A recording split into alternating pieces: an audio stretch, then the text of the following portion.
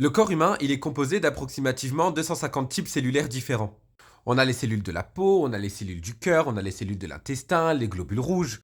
Le truc, c'est que les milliards de cellules qui nous composent, elles viennent toutes d'une seule cellule originelle, le zygote. Le zygote, c'est la cellule qui résulte de la fécondation de l'ovule par le spermatozoïde. Et du coup, on peut se poser la question du comment est-ce qu'une cellule entre guillemets de base, elle va devenir une cellule d'intestin. Et bah moi, je vais tout vous expliquer mes merveilles. Alors, ces cellules que j'ai qualifiées de base, en réalité, elles portent un nom, c'est ce qu'on appelle des cellules souches. Il en existe différents types. Par exemple, il y a les cellules souches totipotentes. Celles-là, si on les met dans de bonnes conditions, elles peuvent générer un organisme en entier. C'est le cas du zygote.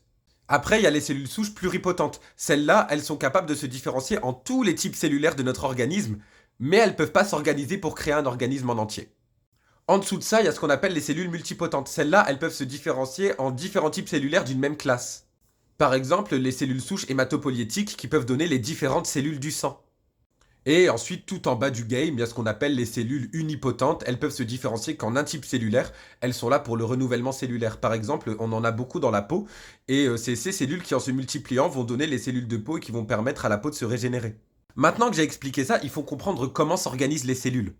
Bon, là, c'est des cellules d'oignon, mais c'est un bon support pour expliquer. Là, vous voyez les cellules qui composent le tissu et au milieu, vous voyez un petit point violet. Ces petits points violets, c'est le noyau des cellules. Et ce noyau, il va comporter toute l'information que la cellule va lire pour pouvoir fonctionner correctement. Il contient son mode d'emploi. C'est l'information génétique, c'est l'ADN.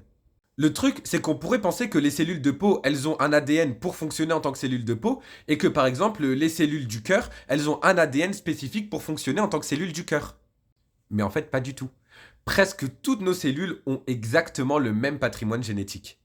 Autrement dit, une cellule du cœur, elle contient l'information pour devenir une cellule de la peau. Mais c'est pas parce qu'elle contient cette information qu'elle va la lire. Dans le milieu, on dit qu'elle va l'exprimer. Dans tous les cas, les cellules spécialisées, qu'on qualifie de différenciées, elles se multiplient jamais. Ça sera toujours les cellules souches qui vont se multiplier et qui ensuite vont se transformer en cellules spécialisées.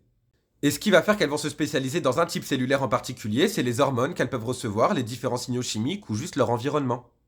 Par exemple, une cellule souche, vous la mettez au milieu de cellules spécialisées du cœur, bah elle va donner des cellules de cœur. Tenez, pour le kiff, je vous donne une coupe de peau humaine. Tous les petits points que vous voyez là, c'est des cellules.